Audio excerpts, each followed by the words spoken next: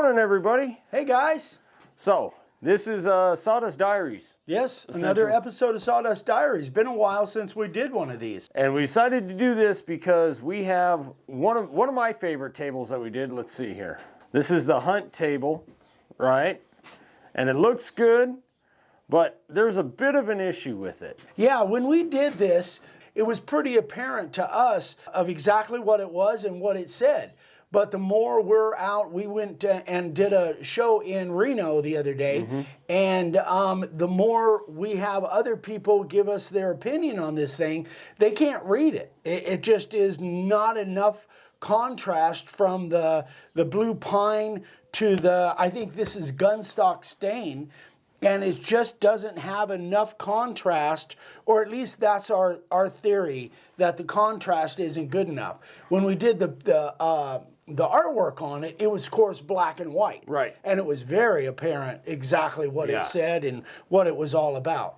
And I think the fact that we chose the artwork, we know exactly what it says and all that stuff, and we know what it says. So we're thinking that if we darken it up a little bit and make it a little bit more contrasting, that'll be easier to read. It's been said that the sign of a good woodworker is not to do it perfect right out of the box every time, but to be able to change and adapt and fix your mistakes. Not that this is a mistake, but it is something that I think we need to make it better. Yeah. Now, the biggest problem with that is that Dad and I have found out in the past year that we suck at staining. Yes. So you could probably surmise that by the fact that you don't see a stain very often. There you go. Because I like the natural look, and I just never have done a lot of staining. By and large, I haven't created a lot of skills that have to do with staining. So yeah, I think that's a succinct way to put it. We suck at staining. There you go. We suck at staining. However, we're going to try it anyway. And try it again. And you guys are going to be, we're going to edit this to speed it up and stuff, but however it turns out, that's what we're going to show.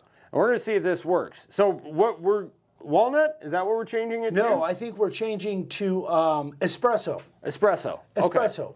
I was going to make espresso. Yeah. One of my favorite scenes ever from Young Frankenstein was... Where are you going? I was going to make espresso. I was going to make espresso. You know that line was ad-libbed. I know. Yeah. Yeah, and everybody died, I guess, during the making of it. Yeah. That's why it had to snap off. So what we're going to do, we're going to set the camera up. First thing we have to do is we have to sand this top off because it's got a ton of clear coat on it. Yeah. So we're going to sand it off. We're going to stain it, and let's see how it works. Here we go. Disc with an 80 and then go back with 120. You think that's too much? Should we do? It might be too much, but I mean, I think a 120 on the random is going to take forever. I don't know. You know what might do is a 120 on the disc. On the disc? We've done that before. I think we'll still have to smooth it out, but yeah. I think that'll go a little bit softer.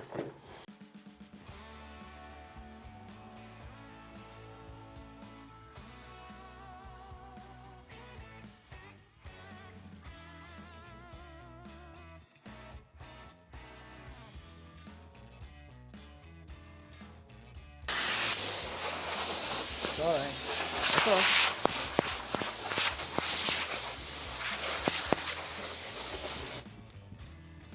Watch out for that stool behind you.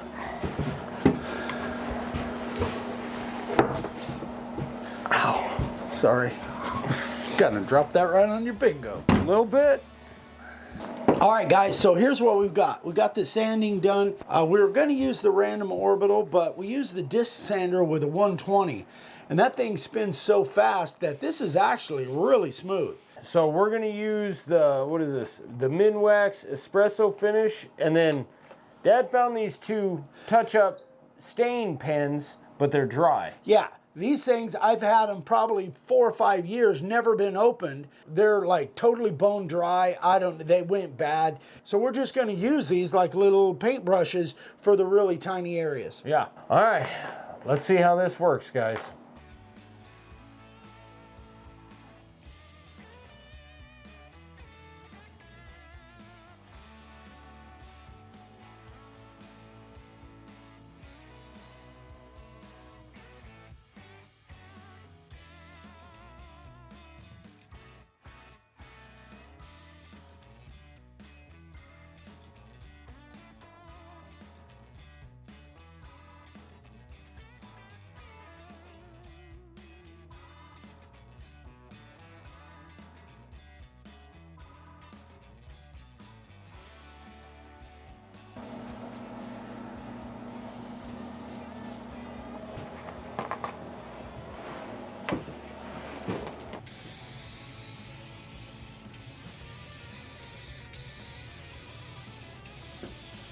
Oh yeah, that darkens it up. I didn't even think about that, but it darkens it up more.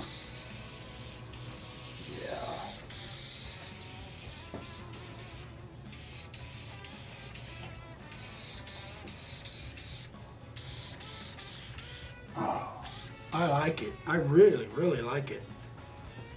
I think it's better. Yeah, it's much better.